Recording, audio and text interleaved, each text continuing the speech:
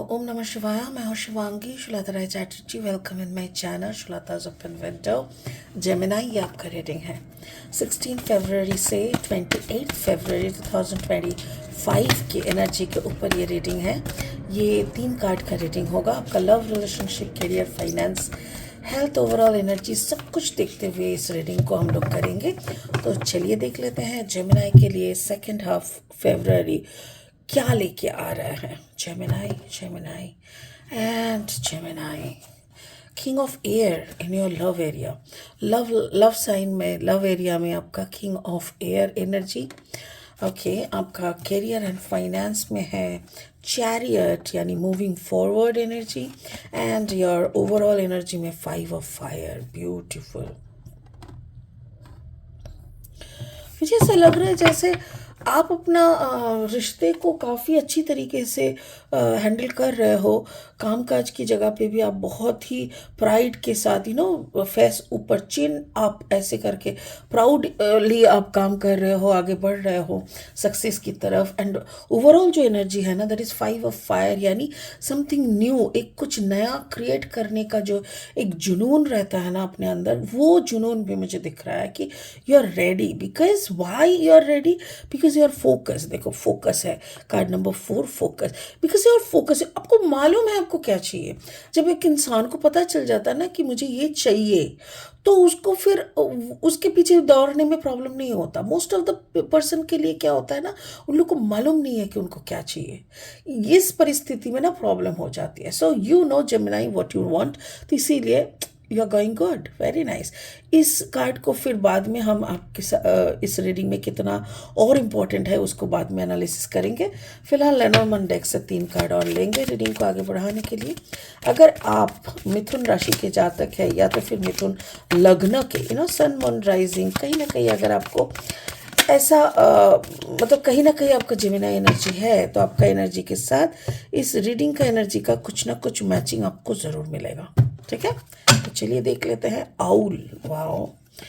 Owl for the first यानी relationship, career, finance is the ship, and overall energy is the crave. Right, और 3 card लेंगे इस deck से और फिर रीडिंग को आगे बढ़ाएंगे। अगर आप नए हो मेरे चैनल पे, मुझे सुनते हुए आपको अच्छा लगता है, तो प्लीज़ मेरी चैनल को ना सब्सक्राइब करके बेल आइकन को ज़रूर दबा देना, ताकि मेरी बनाई हुई हर एक वीडियो आप तक पहुँचे और हाँ, आपको वो देखना, आपको मज़ा आए। अगर कंटेंट भी यूज़फुल एंड हेल्पफुल लगते हैं तो प्लीज़ उसको ना ज़्यादा से ज़्यादा शेयर करना अपने दोस्तों पे। और हाँ, आप भी देखते देखते एक लाइक ज़रूर दे दीजिएगा। ठीक है, thank you so much Gemini for your love and support. Wow, 6 of sword energy, okay, and then 2 of sword energy, all are sword energy, very nice. And then the devil energy, शैतान का नाम लाया, शैतान, हाँ से ऐसा type का। तो चलिए जेमिनाई देख लेते हैं आपका लव लाइफ का क्या है। लव एरिया में किंग ऑफ एयर। एक्चुअली क्या है ना, आप अपनी जो रिश्ता है, जिनके साथ आपका जो पार्टनरशिप है, उस पार्टनरशिप के साथ आपका इतना कुछ हो चुका है मेरे ख्याल से कि ऐसा लग रहा है जैसे दोनों दोनों को लेके खेल रहे हो कि दोनों का खेल दुनिया देख रहा है, मालूम नहीं पड़ रहा है मुझे। क्योंकि सॉरी, स्पिरिट का कहना है कोई ऐसे बंदे के साथ आप हो जो काफ़ी इडियट है, काफ़ी ज़्यादा खुद को क्लेवर समझते हैं, काफ़ी ज़्यादा आपके साथ गलत कर रहे हैं, और चीज़ें इतनी हद तक बिगड़ चुके हैं। लाइक एक होता है ना, जैसे आप भी कैलकुलेट कर करके थक चुके हो, भाई तू क्या चाहता है या क्या चाहती है, अब तो खत्म कर। When there is no love, when there is no attachment, when there is no future planning, तो फिर हम लोग कर क्या रहे हैं यहाँ पे। इस परिस्थिति में लाइक लोग हंस रहे हैं, परिवार खफा है, all are tired with this nonsense drama, but फिर भी जैसे ड्रामा खत्म ही नहीं होता। कैसे नहीं हो रहा है, क्यों नहीं हो रहा है? बिकॉज देखो क्या है ना, आपका एक long beautiful starting is waiting. Why? Because you are in this mess. आपका ये मेस खत्म होगा, then you will wash your self और हील योर सेल्फ, तब ना आप एक फ्रेश नया शुरुआत कर सकोगे। और इधर पे क्या हो रहा है ना, उस बंदे को कोई फर्क ही नहीं पड़ता। If I am not wrong, उस बंदे को कोई फर्क नहीं पड़ता, क्योंकि उसको या तो समझ में आ गया है कि भाई इसको जित जो करना है करने दे, I am in my good position, या तो फिर वो इतना खराब हालत में वो खड़ा है कि जैसे कहते हैं ना दीवार पे पीठ लग जाना, अब वो क्या ही करेगा। उसका कहना है मेरा तो सब खत्म हो ही चुका है, अब देखते हैं तेरा क्या होता है। इस दोनों का ना ईगो एंड जिद इतनी भयंकर परिस्थिति में है कि जैसे दोनों दोनों का सर नोच मतलब बाल नोचने के लिए ऐसा है। एंड सिक्स ऑफ सोड यानी both are doing wrong things to each other. तो ये सिचुएशन काफ़ी अजीब है। जमिनी, अगर सच में आप ऐसी परिस्थिति में हो, क्योंकि मुझे ये दिख रहा है, तो मैं आपको बोलूँगी कि फटाफट से ना इसको कंप्लीट करो और निकल आओ, ठीक है। This is not the position you deserve. अब बहुत बहुत ही अच्छा एक ज़ोडिएक साइन हो जिनको ना बहुत अच्छा पोजीशन में रहना चाहिए। सो ये जो भी मेस है ना, यहाँ से जल्द निकल आओ, ताकि आपका एनर्जी ख़त्म होने से पहले आप एक ऐसी बेहतरीन लाइफ में जा सको जो आप डिज़र्व करते हो। ओके। करियर फाइनेंस में ऑब्वियसली आपका मूविंग फॉरवर्ड है, बिकॉज आप उस जगह से कभी भी कंप्रोमाइज़ नहीं किए। कभी कभी होता है ना, हम जब अपना सपनों का काम करते हैं, लाइक बचपन से मुझे मालूम है कि मुझे ये करना है और मैं वही कर रही हूँ, देन उस काम के साथ एक एक अजीब सा बॉन्डिंग, प्यारा सा बॉन्डिंग बन जाता है। तो वो बॉन्डिंग जब होता है ना, तो उस काम के लिए ना कभी ना नहीं आता, मुंह में ना नहीं आता, तब लगता है yes I am always ready, ऐसा टाइप का।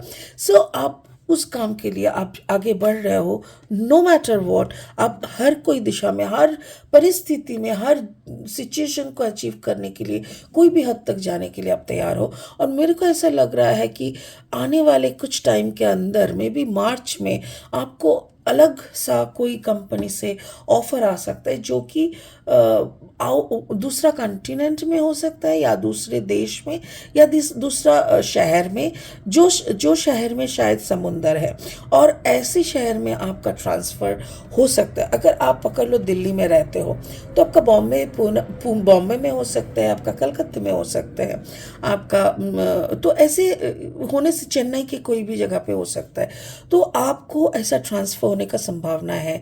और पहले शायद आप हिचकिचाओगे because for this mess in your personal life, but बाद में जब आप जाओगे ना, अब जाने के लिए सोचोगे, बिकॉज देखो ऐसी मैस सिचुएशन में रहने के लिए अच्छा सा ऑफर के ऊपर भी देखो, you don't know what to do.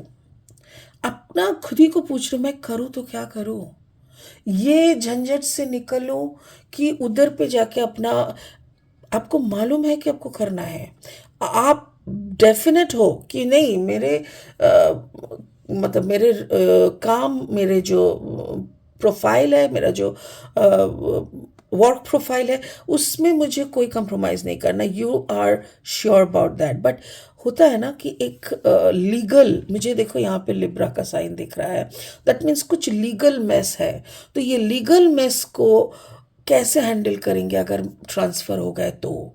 May be आपका दिल्ली कोर्ट में केस चल रहा है डिवोर्स का या कुछ भी, और आपको चेन्नई ट्रांसफ़र हो रहा है, तो एवरी सुनवाई में आपको आना पड़ेगा, and like it will be another mess. तो ये सब लेके आप बहुत कंफ्यूज तो हो सकता है कि फरवरी में आपको ये खबर आ जाए और कि आपको मार्च में आपका ट्रांसफ़र आपको एक्सेप्ट करना पड़ेगा and you have to go, या तो फिर यस ये होने से ही तब आप कंफ्यूज हो जा रहे हो, ऐसा लग रहा है।